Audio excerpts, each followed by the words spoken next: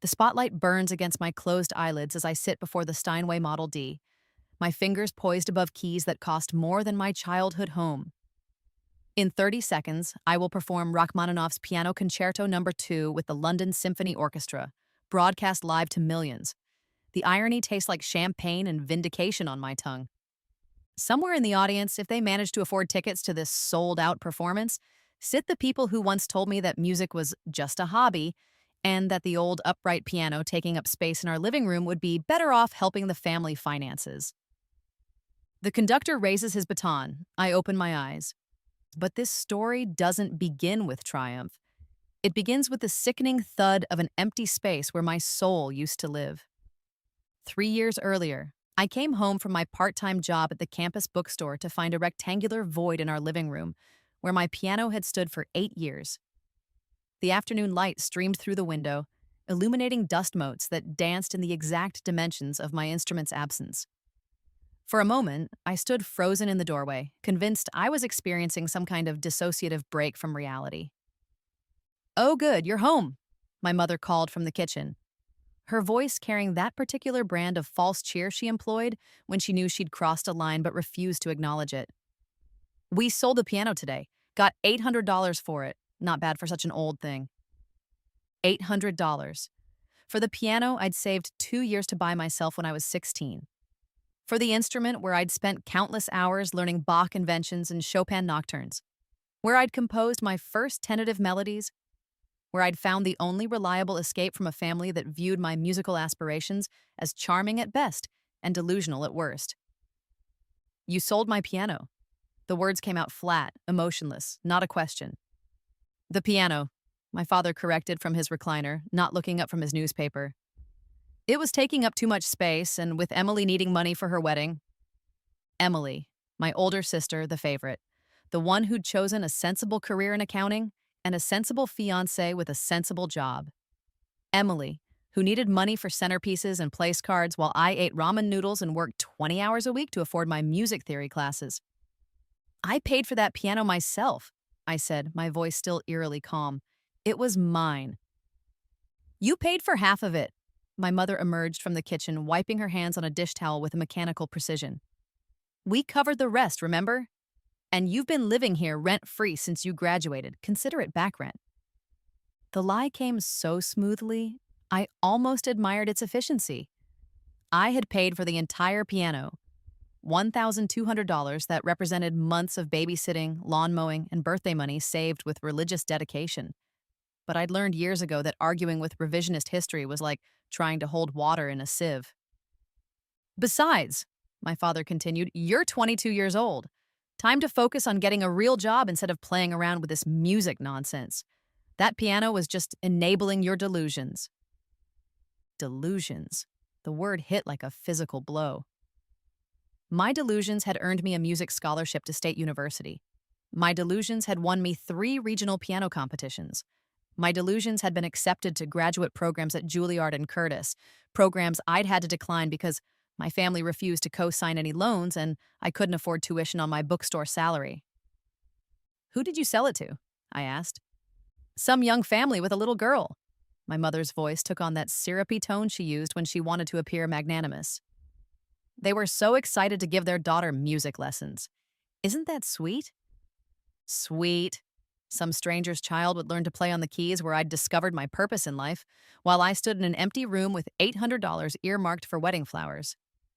That night, I lay in my childhood bed, staring at ceiling glow-in-the-dark stars I'd put up in 7th grade, feeling something crystalline and cold forming in my chest. Not sadness. I'd moved beyond sadness years ago when it became clear that my family viewed my musical abilities as an amusing party trick rather than a serious pursuit. This was something else entirely. Something that felt like clarity. They had taken my piano, but they hadn't taken my hands. They hadn't taken my memory, my ear, my years of training. They thought they had severed my connection to music, but all they had done was sever my connection to them. The next morning, I began planning my quiet revolution, the pattern. To understand why the missing piano was merely the final note in a discordant symphony, you need to understand the years that led to that moment. My family's dismissal of my musical aspirations wasn't sudden or dramatic. It was death by 1,000 small cuts, each one precise and calculated to keep me small. It started when I was 8 and begged for piano lessons. Piano lessons are expensive, my mother had said. If you really want to learn, you can teach yourself with those YouTube videos.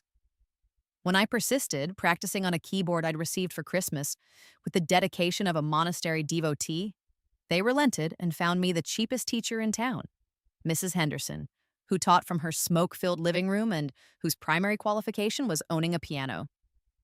For 2 years, I endured lessons that consisted mainly of simplified pop songs and basic finger exercises until I outgrew Mrs. Henderson's limited repertoire and started teaching myself from library books and stolen moments on the school's piano during lunch breaks.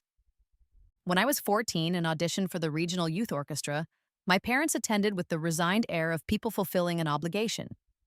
When I was selected as the youngest pianist in the program's history, they smiled politely and took a few pictures, then spent the car ride home discussing my sister's latest academic achievements. "It's nice that you have a hobby," my father had said, "but don't let it distract you from your real studies." When I won my first competition at 16, a regional Bach competition that came with a $500 prize, they deposited the money into a college fund that somehow never materialized when application time came around. When college music professors started reaching out after hearing recordings of my performances, my parents' enthusiasm was inversely proportional to the prestige of the institution. "Juilliard is in New York," my mother had said, her voice tight with disapproval. "What kind of life is that for a young woman? All those drugs and crime?" When I explained that Juilliard was one of the most prestigious music schools in the world, that acceptance meant something extraordinary. She had shrugged. "Prestigious doesn't pay the bills. You need something to fall back on." The phrase, "something to fall back on," became a family mantra, repeated whenever I mentioned music theory classes, practice time, or performance opportunities. Music wasn't a calling or a career. It was a hobby that needed to be contained, controlled, and ultimately abandoned in favor of something sensible. They attended my recitals with the dutiful attendance of people fulfilling a social obligation, arriving late and leaving early. Their conversations during intermission focused on everything except the music they'd just heard. They praised my performances in the vague, distracted way people compliment a child's finger painting.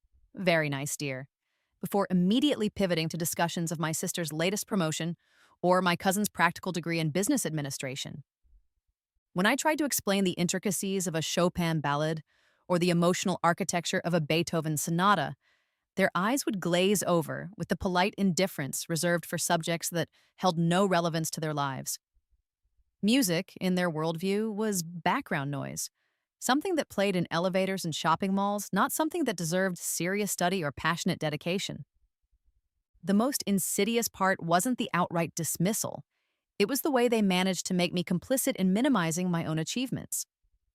After each competition win or successful audition, there would be a brief moment of acknowledgement, followed immediately by a redirect to more important matters. I learned to downplay my successes, to apologize for the time music took away from family dinners and practical pursuits, to treat my own passion as an inconvenience to be managed, rather than a gift to be nurtured. By the time I graduated high school, I had internalized their message so completely that I almost convinced myself they were right. When the Juilliard acceptance letter arrived, I stared at it for 20 minutes in our driveway before going inside, knowing that my excitement would be met with practical concerns about cost and distance and the uncertain future of professional musicians. I was accepted to 7 music programs. I attended the state university and majored in music with a minor in education, the compromise that allowed me to pursue music while having something to fall back on. I lived at home to save money, practiced on the aging upright piano in our living room, and slowly watched my dreams compress into something manageable and safe. The piano they sold wasn't just an instrument, it was the last physical reminder that I had once believed in something larger than their small expectations. Its absence wasn't just a theft of property, it was the final definitive statement about my place in their hierarchy of values. But they had miscalculated. They thought removing the piano would force me to face reality, to abandon my musical fantasies and embrace a practical life. Instead, it liberated me from the last vestiges of hope that they might ever understand or support who I really was. The quiet revolution. I spent exactly 3 days in mourning from my piano. 3 days of mechanical routine, robotic responses to family conversations, and the strange sensation of phantom melodies playing in fingers that had nothing to touch.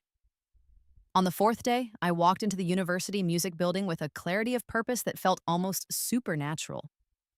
I need to practice, I told Dr. Sarah Chen, my music theory professor who was unlocking her office door at 7 in the morning. Every day for hours, whatever it takes. Something in my voice must have conveyed the gravity of my request because she stopped, turned, and looked at me with the focused attention of someone recognizing a critical moment. What happened, Grace? I told her about the piano, not just the sale, but the years of systematic dismissal, the compromises I'd made, the dreams I'd compressed into manageable shapes. I told her about Juilliard, about the opportunities I'd let slip away because I'd allowed other people's limitations to become my own. Dr. Chen listened without interruption, her expression growing more serious with each detail. When I finished, she was quiet for a long moment. How serious are you? She asked finally. Completely. Good. Because what you're describing isn't just about practicing more. You're talking about fundamentally changing your relationship with music, with your family, with yourself. That's not a small undertaking. She was right, and I knew it. What I was contemplating wasn't just about becoming a better pianist. It was about shedding the skin of accommodation and compromise I'd worn for so long that I'd forgotten it wasn't my natural state. I have keys to the practice rooms, Dr. Chen continued. I also have connections, former students, colleagues, people who understand what it means to pursue music at the highest level. But this path you're considering, it's going to require sacrifices. And it's going to require you to disappoint people. The last part made me laugh, a sound that surprised both of us with its bitterness. I've been disappointing myself for years trying not to disappoint them, I said. I think it's time to try disappointing them instead. That afternoon, I moved into a practice room. Not literally. I still slept in my childhood bed and ate dinner with my family and maintained the facade of dutiful daughter. But emotionally, psychologically, spiritually, I relocated to Practice Room C on the third floor of the music building, where a beautiful Yamaha baby grand waited for hands that understood its worth. I arrived at 6 every morning and left at midnight. I practiced scales until my fingers moved with mechanical precision, worked through etudes until the technical passages felt like natural speech, and slowly, methodically, built a repertoire that could stand alongside any conservatory graduate. The family noticed my absence in the same distracted way they'd noticed everything else about my musical life, as a mild inconvenience that didn't warrant serious attention. "You're never home anymore," my mother complained over dinner one evening. "I'm at school," I replied, which was technically true. "Doing what? Your classes ended weeks ago." "Studying." Also technically true. My father looked up from his plate. "Don't tell me you're still wasting time with that music stuff. I thought selling the piano would help you see sense." The comment hung in the air like a poison cloud, but I didn't take the bait. Instead, I smiled politely and asked him to pass the salt. I was learning the power of emotional detachment. Not the bitter withdrawal of resentment, but the calm indifference of someone whose true life existed elsewhere. Dr. Chen became my secret accomplice in this double life.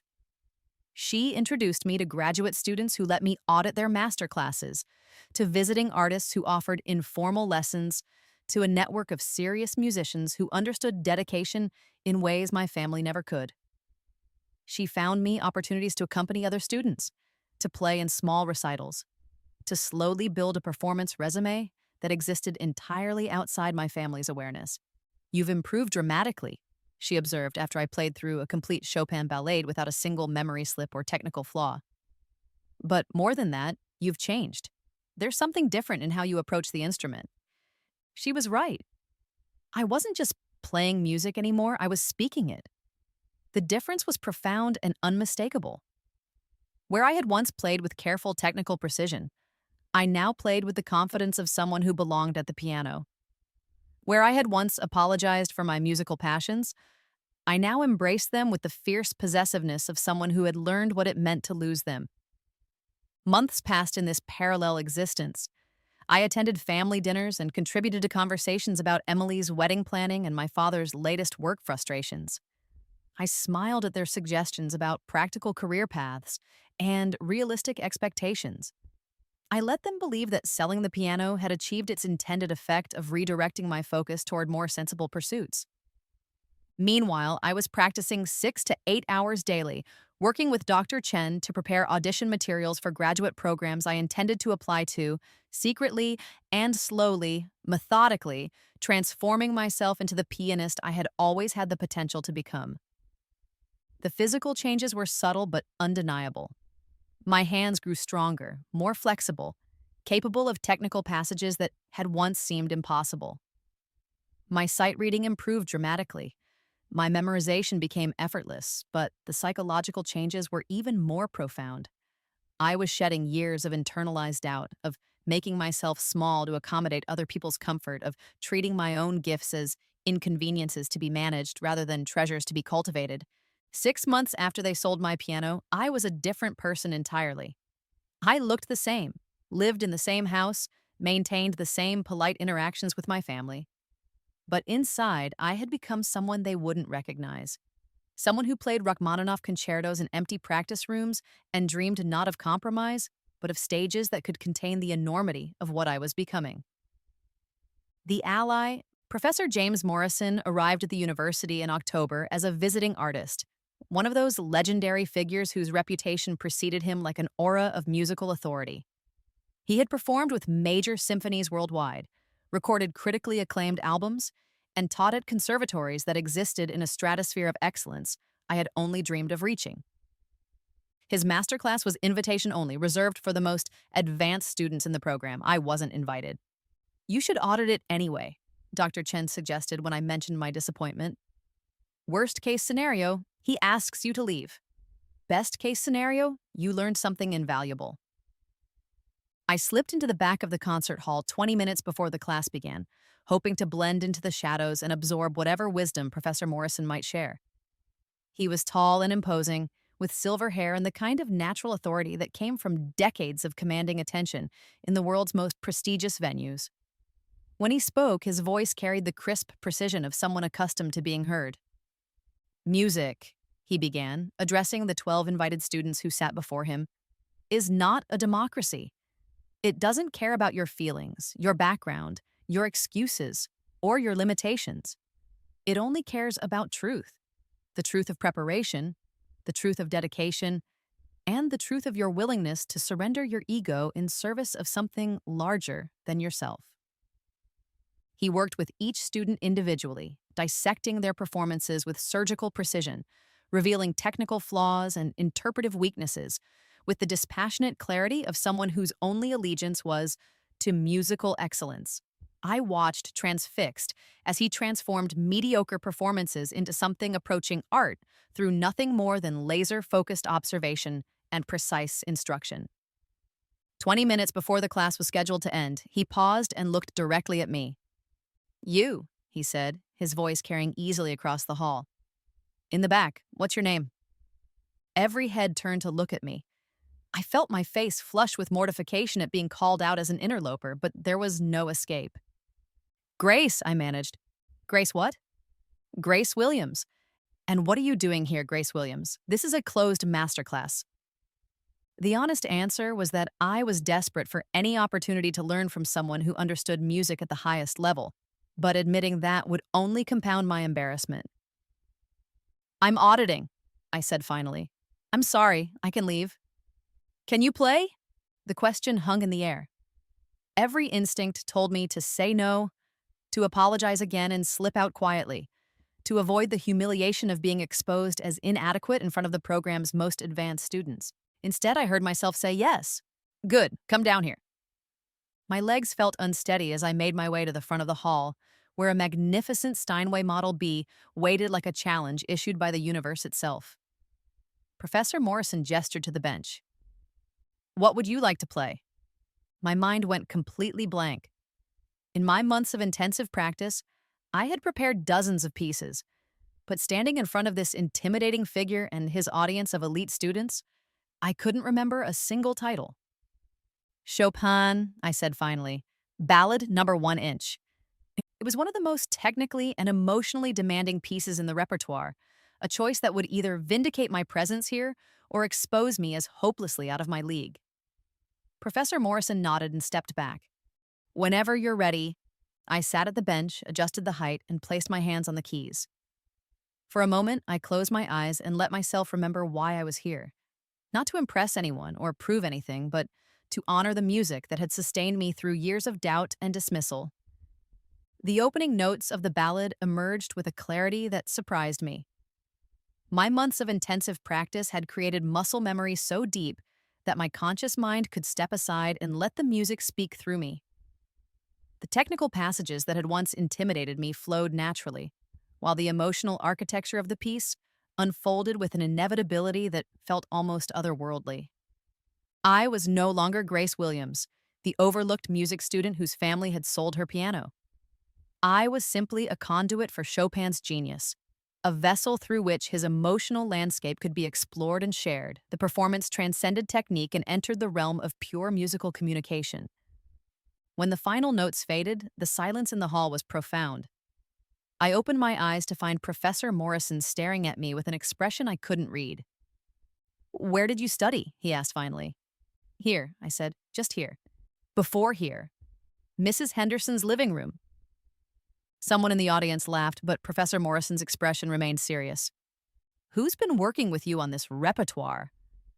"No one. I mean, Dr. Chen helps with theory and history, but the performance work, I've been teaching myself." He was quiet for a long moment, studying me with the intensity of someone trying to solve a puzzle. "That's impossible," he said finally. "No one develops that level of musical maturity in isolation. Someone has been working with you." "I practice 8 hours a day," I said simply. "Every day. For the past 6 months." 8 hours of what? Everything. Scales, etudes, repertoire. I work through problems until I solve them. I listen to recordings and analyze scores. I study videos of master performers. I treat every practice session like a lesson I'm teaching myself. Professor Morrison exchanged a look with Dr. Chen, who had been sitting quietly in the front row. "She's telling the truth," Dr. Chen confirmed. "She's essentially been living in our practice rooms since the spring semester ended." "Why?" Professor Morrison asked, turning back to me. "What drives someone to practice 8 hours a day without a teacher, without a program, without any guarantee of where it will lead?" The question went to the heart of everything: the years of dismissal, the sold piano, the choice to disappoint my family rather than continue disappointing myself. But standing in front of this room full of serious musicians, I realized the answer was simpler than all of that. "Because I have to," I said. "Because this is who I am, and I'm tired of pretending to be someone else." Professor Morrison nodded slowly as if I had confirmed something he already suspected.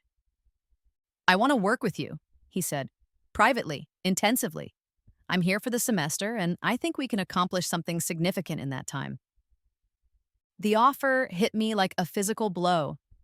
This was the kind of opportunity that serious pianists spent years positioning themselves to receive: the chance to work with a master performer, to accelerate years of development in a matter of months.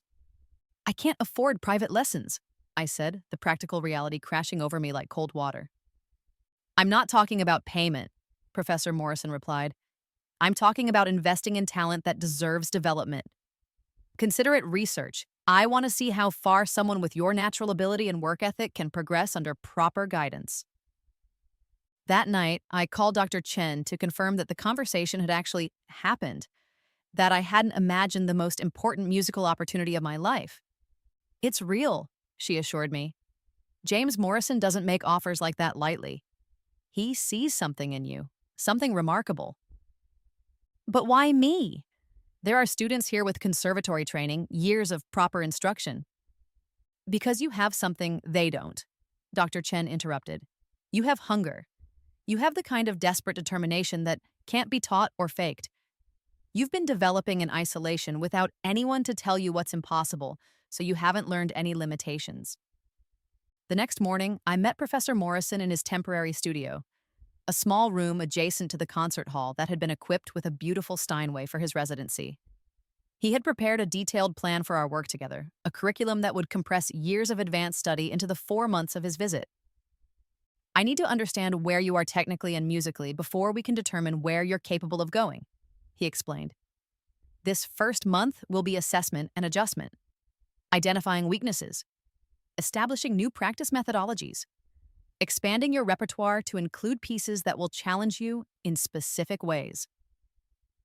He handed me a list of pieces that read like a survey of the piano literature's most demanding works: Bach's Goldberg Variations, Beethoven's Hammerklavier Sonata, Chopin's Complete Etudes, Rachmaninoff's Piano Concerto No. 2. These aren't just pieces to learn, he continued.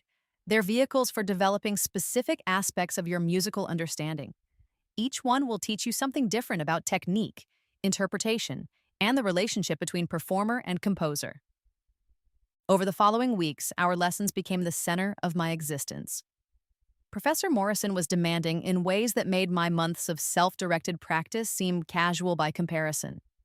He dissected my playing with microscopic precision, identifying subtle technical inefficiencies and interpretive assumptions I didn't even know I was making. But more than technique, he taught me about musical thinking, how to analyze a score not just for notes and rhythms, but for the composer's emotional and intellectual intentions, how to make interpretive choices based on deep understanding rather than surface instincts. You've been playing intuitively, he explained after I worked through a particularly challenging passage from the Beethoven Sonata. That served you well to a point, but intuition without understanding is limited. I want to teach you to think like a composer while you play, to understand not just what notes to play, but why those specific notes in that specific order create the emotional effect they do. Under his guidance, my playing transformed again. Where I had developed technical proficiency through obsessive practice, I now gained musical sophistication through systematic analysis and conscious interpretive choice-making. My performances gained layers of meaning I hadn't known were possible. Professor Morrison also introduced me to the professional music world in ways I never could have imagined. He arranged for me to play in faculty recitals, to participate in master classes with other visiting artists, to audition for summer festivals that would connect me with serious young musicians from around the world.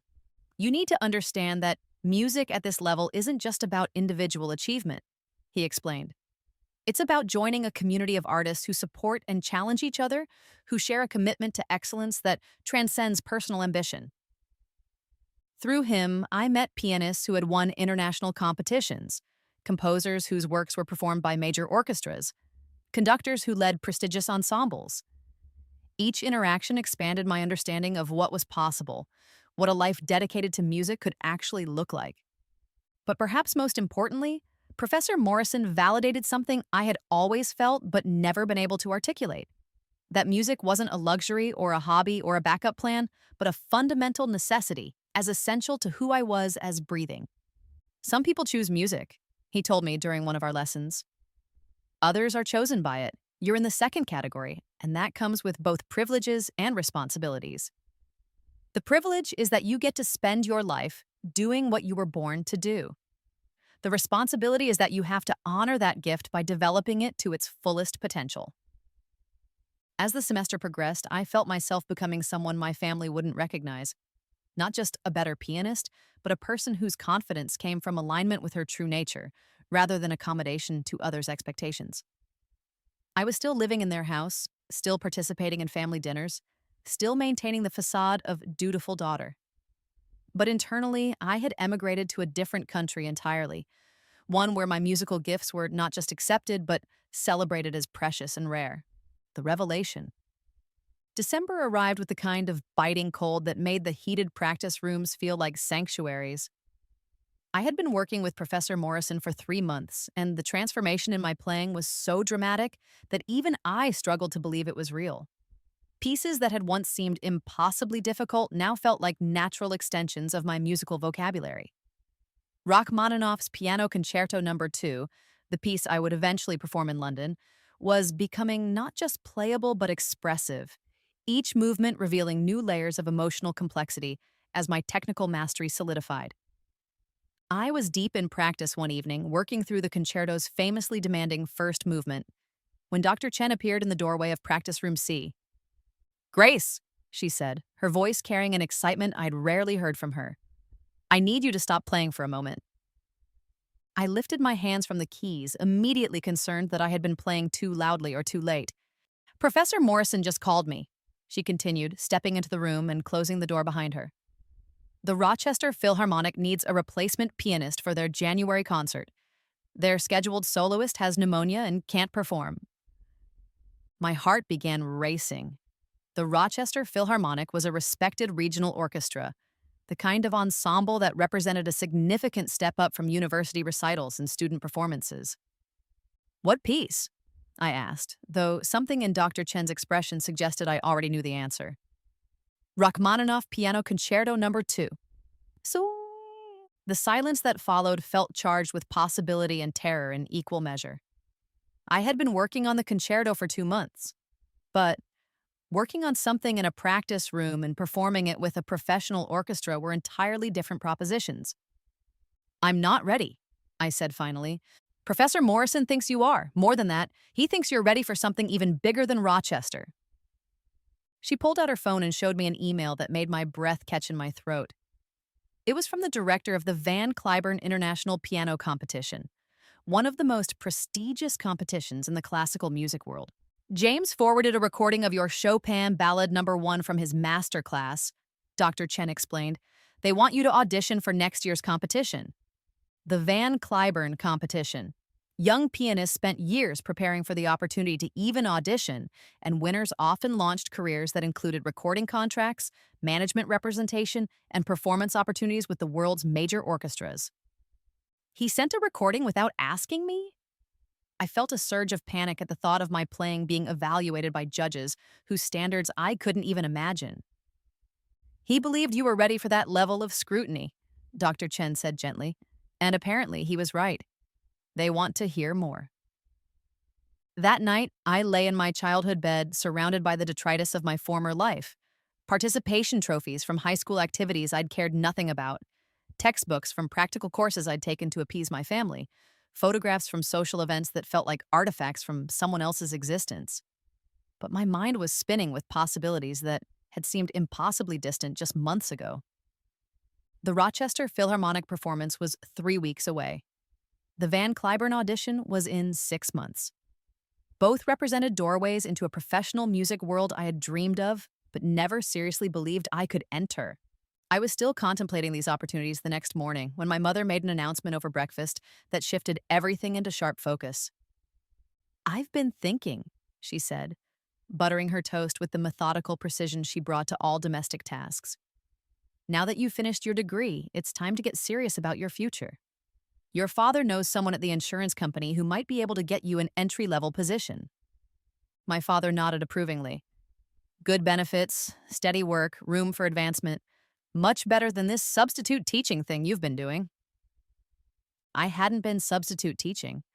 I had been practicing 8 hours a day and working with one of the world's leading pianists to prepare for opportunities that could define the rest of my life. But they didn't know that because I hadn't told them. And I hadn't told them because their track record suggested they would find ways to diminish or dismiss whatever I shared. "I'm actually busy in January," I said carefully. "I have some commitments." "Commitments to what?" My mother's voice carried that edge of impatience she reserved for my musical activities. "I'm performing with the Rochester Philharmonic." The silence that followed was so complete I could hear the refrigerator humming in the kitchen. My father slowly lowered his newspaper.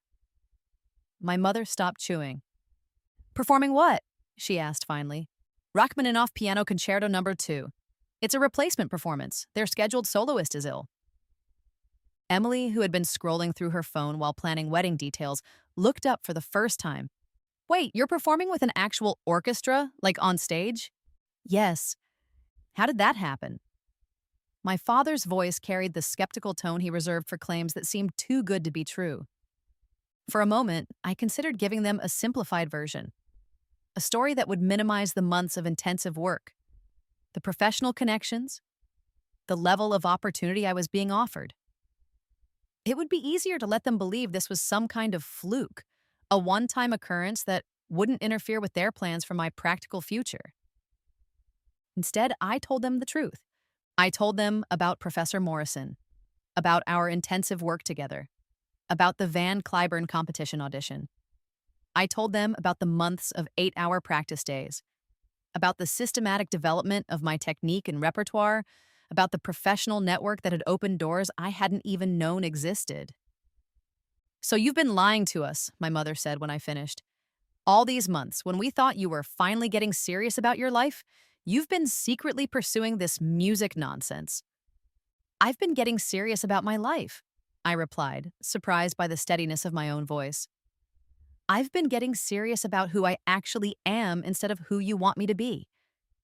"And who you actually are is what? A concert pianist?" My father's tone dripped with the condescension I'd been absorbing for years. "Do you have any idea how competitive that world is? How many talented people never make it? You're setting yourself up for heartbreak."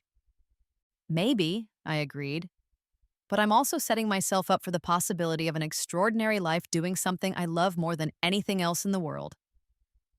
"Love doesn't pay the bills," my mother said, falling back on the family mantra that had guided every major decision of my young adult life. "Actually, it can," I replied. "Professional pianists make good livings, great livings if they're successful. And even if they don't, they spend their lives doing something meaningful instead of just surviving." The conversation that followed was a rehash of arguments we'd been having for years, but this time I felt fundamentally different during it. Where I had once absorbed their criticism and allowed it to seed doubt about my choices, I now felt the calm certainty of someone who had found her path and wouldn't be dissuaded from walking it. They couldn't understand why I would choose uncertainty over security, artistry over practicality, potential heartbreak over guaranteed mediocrity. And I couldn't understand how they could look at their own lives, predictable, safe, circumscribed by careful choices and managed expectations, and believe that was what they wanted for their daughter. "We sold that piano to help you see sense," my father said finally. "I guess we should have gotten rid of it years ago."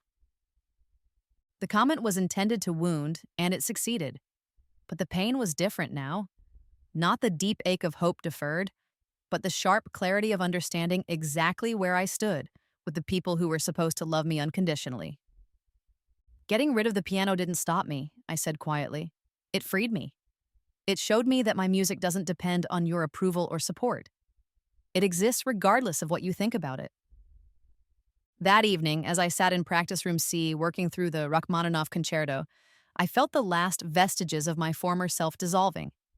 The girl who had apologized for her musical ambitions, who had made herself small to accommodate other people's comfort, who had allowed other people's limitations to become her own, that girl was gone. In her place was someone I was still getting to know, a woman who played Rachmaninoff with the confidence of someone who belonged on stage with professional orchestras, who had been invited to audition for international competitions, who had built a life around her truest self rather than around other people's expectations. The Rochester Philharmonic performance was in 3 weeks. The Van Cliburn audition was in 6 months. And somewhere beyond that, a life I had only dreamed of was waiting for me to claim it. The performance. January 15th arrived with a kind of crystalline winter clarity that made everything sharp and bright and impossibly vivid. I stood in the wings of Eastman Theater wearing a black evening gown I'd found at a consignment shop and shoes I'd borrowed from Dr. Chen, listening to the Rochester Philharmonic warm-up and trying to control the trembling in my hands. 3 weeks of intensive preparation had brought me to this moment. Professor Morrison had worked with me daily, refining my interpretation of the Rachmaninoff concerto until every phrase sang with the kind of musical inevitability that separated professional performance from student recital. The orchestra had been generous during our single rehearsal, patient with my nerves and supportive of my interpretation. But standing in the wings, waiting for my cue to walk onto the stage where professional musicians made their livings, I felt the weight of everything that had led to this moment.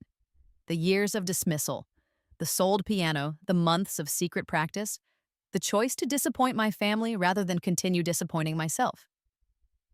5 minutes, the stage manager whispered.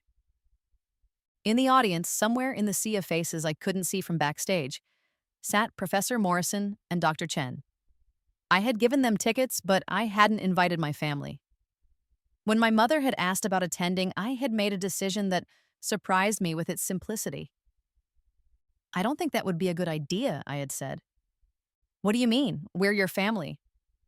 "You're the people who sold my piano and told me music was a waste of time. This performance exists because I stopped listening to you.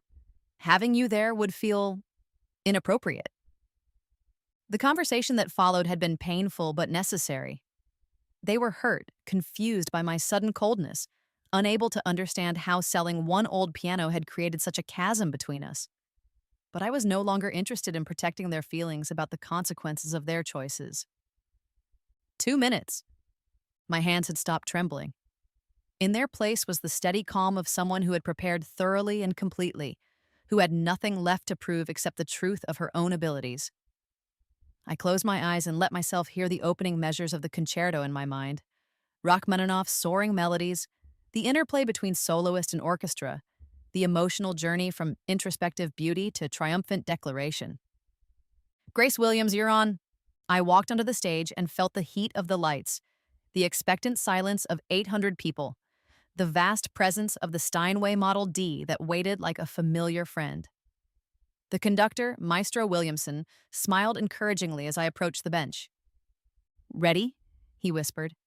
I nodded and sat down, adjusting the bench height and placing my hands in my lap.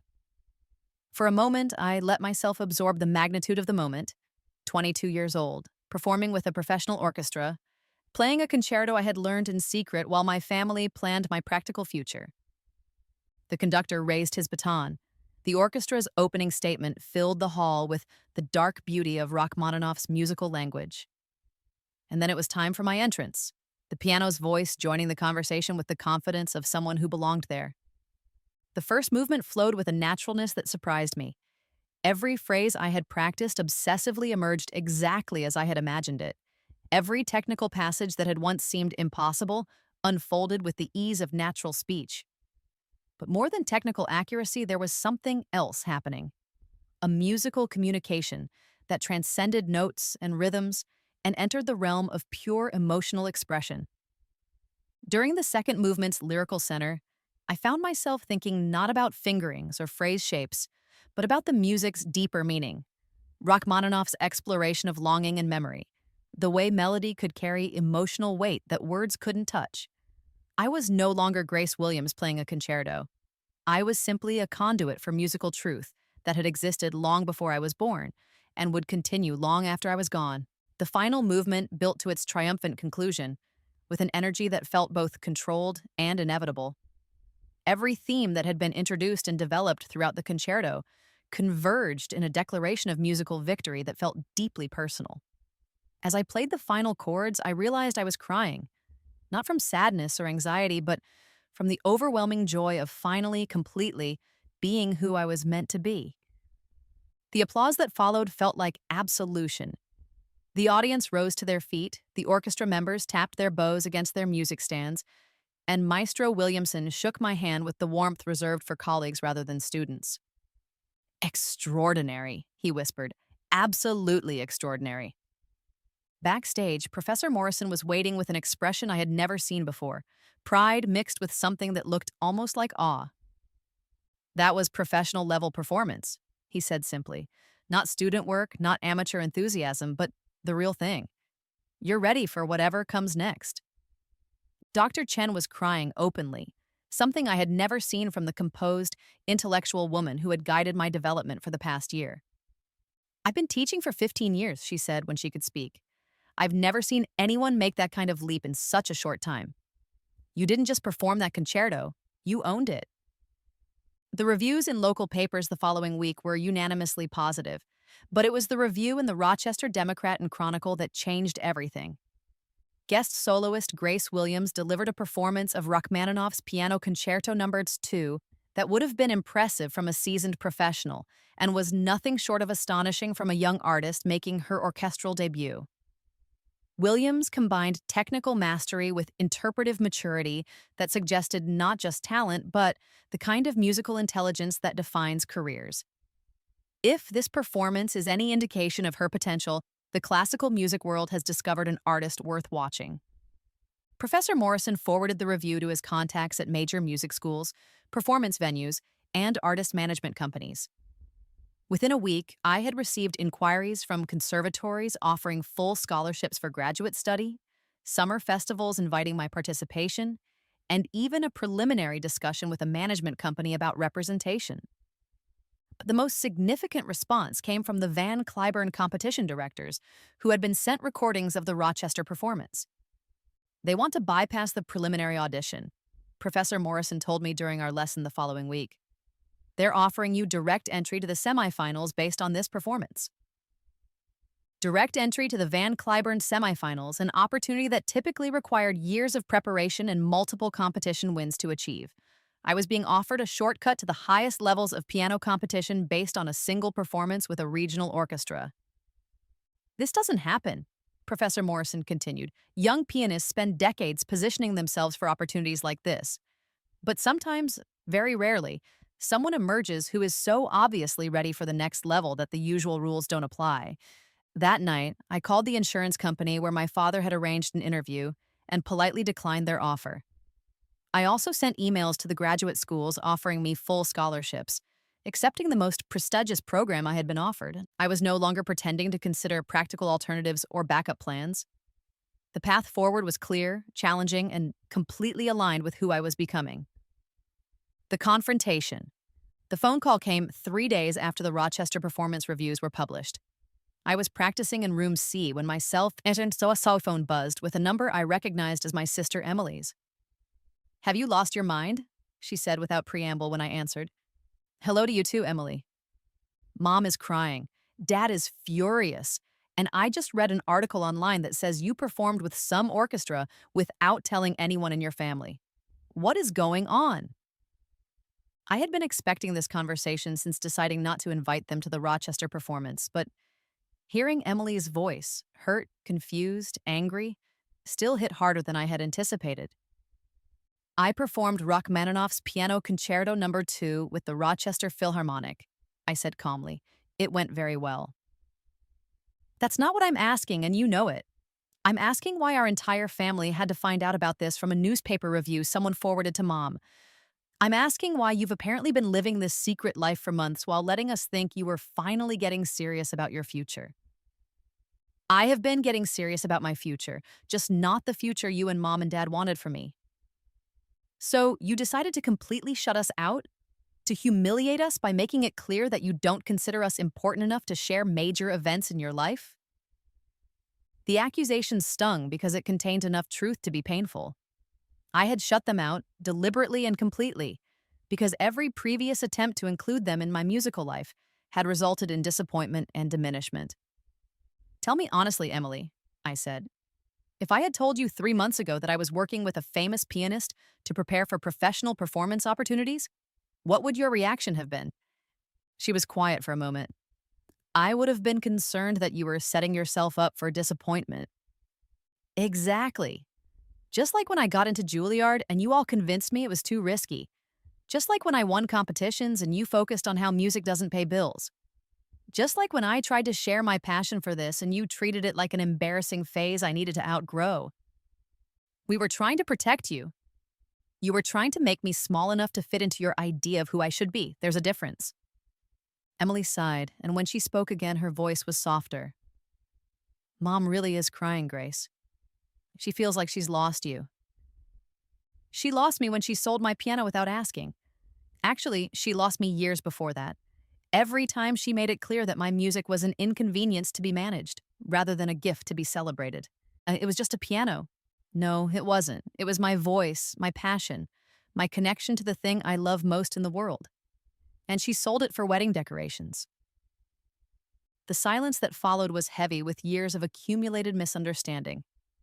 Emily was 3 years older, practical and responsible. Someone who had always followed the family script and couldn't understand why I insisted on deviating from it.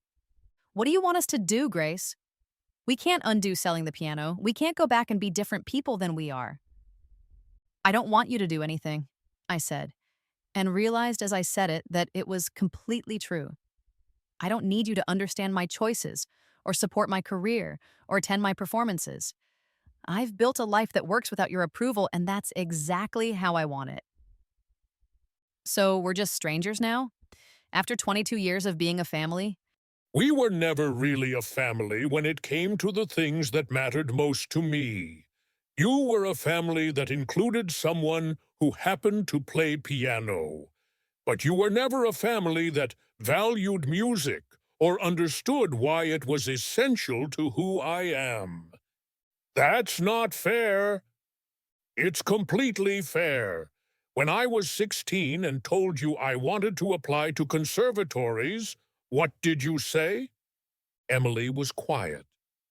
When I won the state Bach competition, how long did we celebrate before the conversation turned to more practical matters? I don't remember. 30 seconds. 30 seconds of congratulations before Mom started talking about Emily's college plans. Every musical achievement I shared with this family was treated as a brief interruption to more important conversations. We just wanted you to be realistic. You wanted me to be mediocre. There's a difference between realistic and giving up on everything that makes life worth living. The conversation continued for another 20 minutes, covering the same ground we'd been covering for years.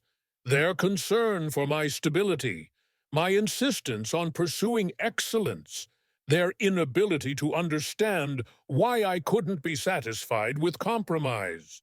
But this time, I felt no need to convince them or win their approval. I was simply explaining my position, not defending it. When Emily finally hung up, I felt simultaneously drained and liberated. The last vestiges of hope that my family might eventually understand and support my choices had finally died, and with their death came a strange sense of relief. 2 hours later, my mother called. "Your sister says you hate us," she said without preamble, her voice thick with tears.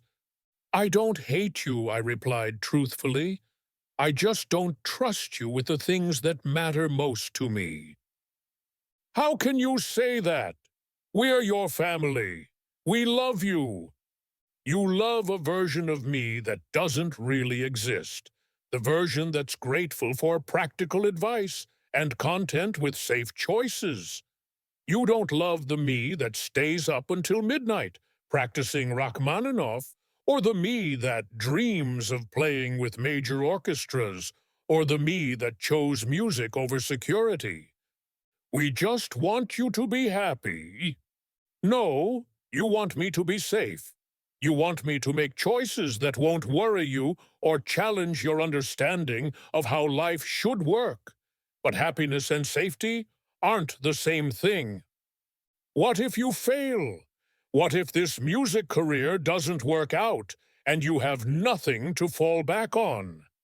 It was the question that had haunted every conversation about my future, the fear that had guided every piece of practical advice they'd ever given me. "Then I'll fail doing something I love instead of succeeding at something I don't care about," I said. "I'd rather risk everything for a life that means something than guarantee myself a life that doesn't."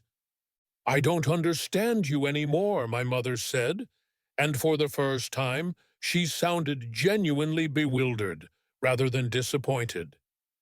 "I know," I replied gently, "and that's okay. You don't have to understand me, but you do have to stop expecting me to shrink myself to fit into your understanding." The conversation ended without resolution, without reconciliation, without the neat closure that stories usually provide. But sometimes the most honest endings are the ones that acknowledge irreparable differences rather than pretending they can be bridged. That night, I sat in practice room C, playing through the slow movement of the Rachmaninoff concerto, letting its melancholy beauty wash over me like a musical meditation on loss and acceptance. I was mourning the family relationships I had hoped for, but never actually had, while simultaneously celebrating the life I was building with people who understood and valued my truest self. Professor Morrison found me there at nearly midnight, still playing, still processing the emotional weight of severing ties that had been more constraining than supportive. "How do you feel?" he asked when I finally lifted my hands from the keys. "Free," I said, surprised by how completely I meant it. "Sad, but free." "Good," he replied. "Freedom is the prerequisite for everything else you're capable of becoming." 6 months later, the Van Cliburn competition.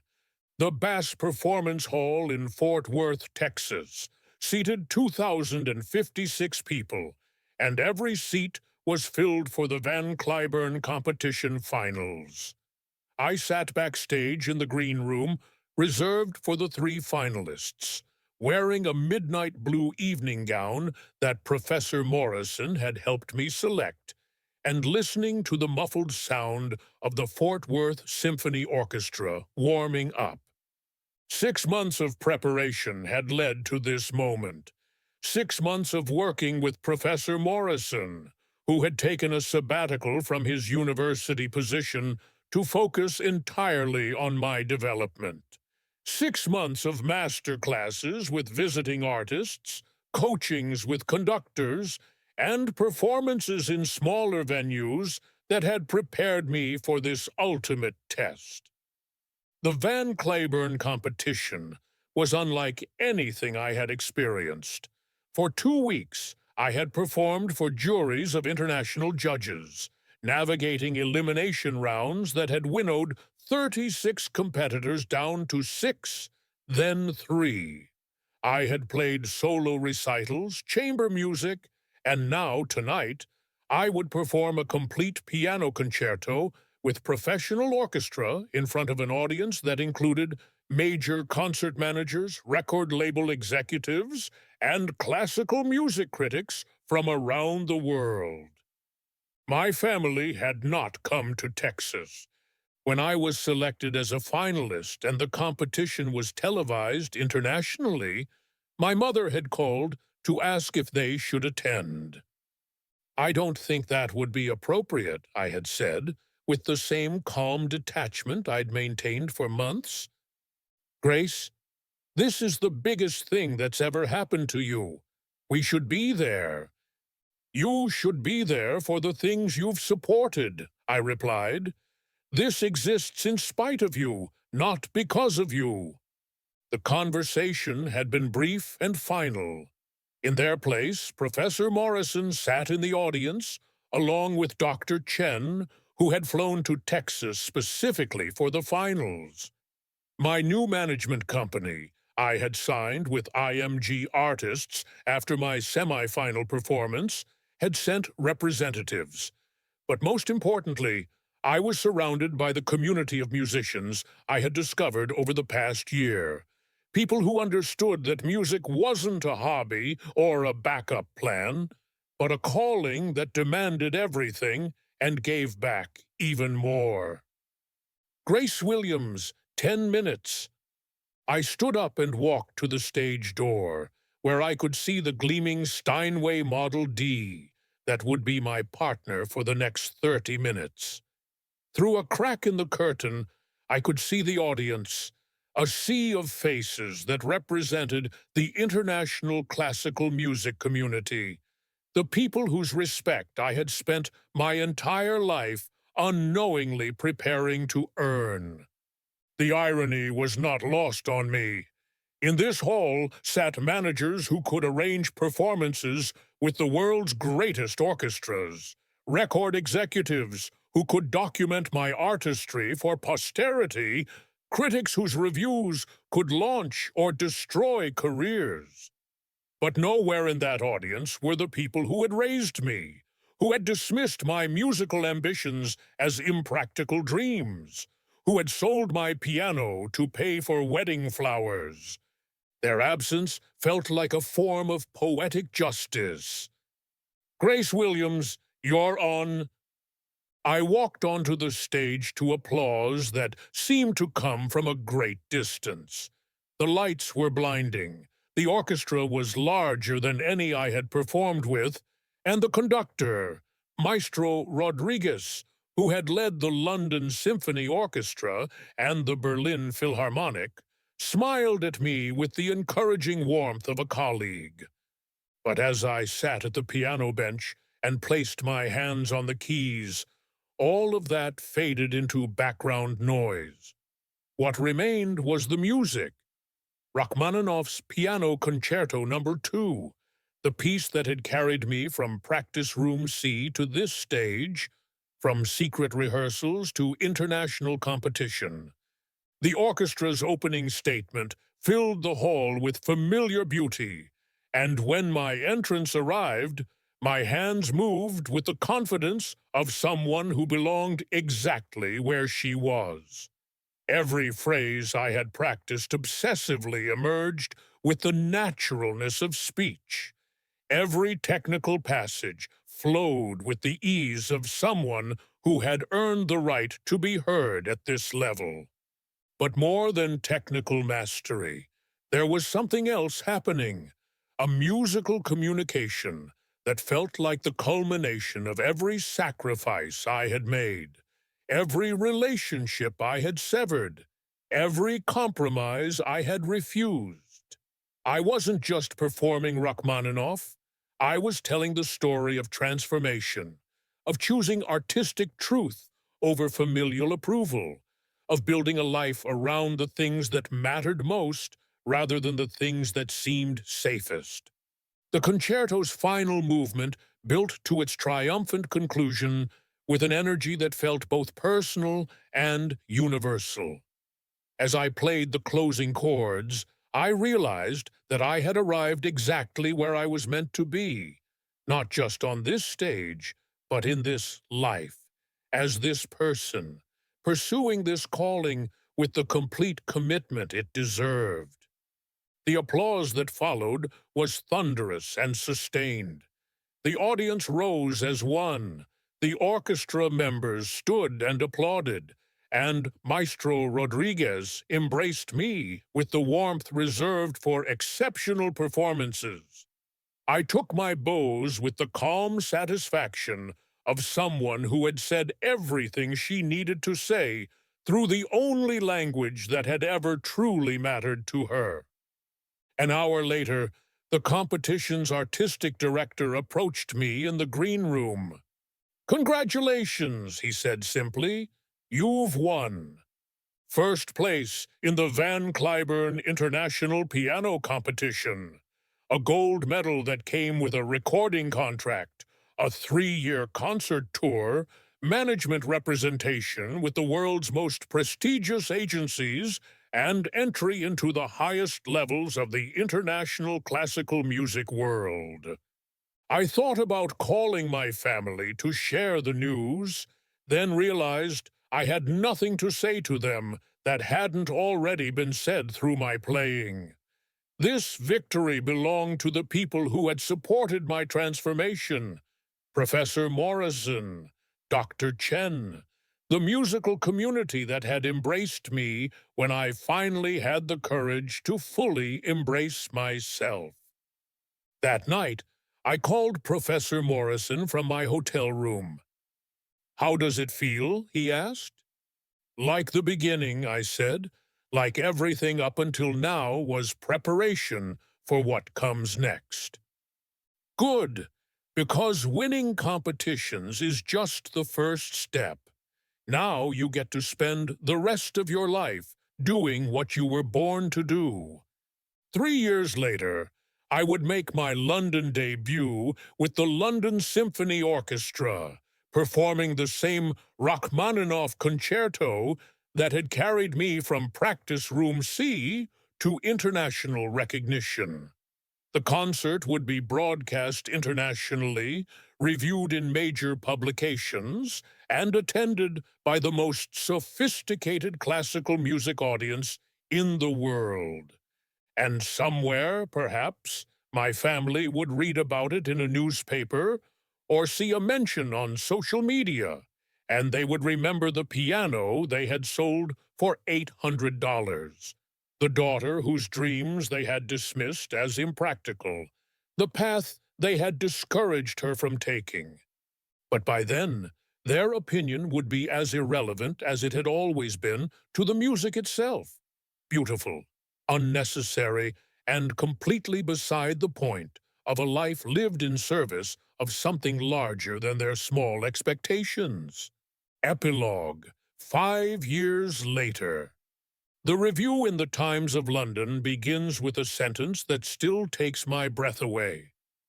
Grace Williams has established herself as one of the premier pianists of her generation, combining technical mastery with interpretive insights that suggest not just talent, but genius. I read it while sitting in my London flat, a converted Victorian house near Regent's Park that I share with David, a violinist I met during my second season at the Edinburgh Festival. David understands that music isn't something I do for a living. It's something I am, as essential to my existence as breathing. He listens to me practice for hours without complaint, offers thoughtful feedback on my interpretations, and celebrates my successes with the genuine enthusiasm of someone who knows what those successes cost. This is what love looks like when it comes from someone who sees and values your truest self. My calendar for the next 2 years is completely booked. Performances with the Berlin Philharmonic, the New York Philharmonic, the Vienna Symphony. Recording projects that will document my interpretations of the romantic repertoire I've become known for. Master classes at conservatories where serious young musicians seek the same guidance I once received from Professor Morrison. I have become the person that 22-year-old Grace Williams dreamed of becoming when she sat in practice room C, playing Rachmaninoff in secret and daring to imagine a life where music wasn't a compromise, but a calling fully embraced. Yesterday, I received a Facebook message from Emily. She had seen the Times review, had followed my career from a distance, and wanted to reconnect. The message was carefully written, full of apologies and explanations and requests for forgiveness. She had married her sensible fiancé, taken a sensible job with good benefits, and was living the practical life our family had always valued above all else. I realize now that we were wrong, she wrote. We should have supported your dreams instead of trying to protect you from them. I'm proud of what you've accomplished, and I hope we can find a way to be part of your life again. I read the message twice, then deleted it without responding. Not out of cruelty, but out of clarity. The people who dismissed my dreams when they seemed impossible don't deserve access to my life now that those dreams have become reality. The family who sold my piano to pay for wedding decorations doesn't get to claim credit for the career I built without their support or understanding. Some bridges, once burned, should stay burned.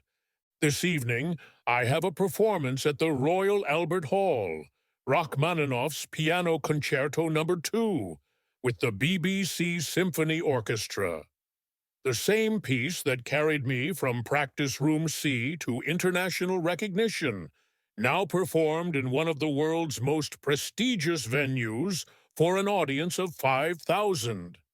Before the performance, I will do what I always do, close my eyes and remember the girl who lost her piano and found her true self, who chose disappointment her family over disappointing herself, who learned that the greatest act of love is sometimes the courage to live your truth, regardless of who understands it. The spotlight will burn against my closed eyelids. My fingers will find their place above keys that sing with the voice I was always meant to have. And somewhere in the silence before the music begins, I will feel the profound satisfaction of someone who chose the uncertain path towards something extraordinary over the safe path towards something ordinary. The conductor will raise his baton. I will open my eyes, and I will begin.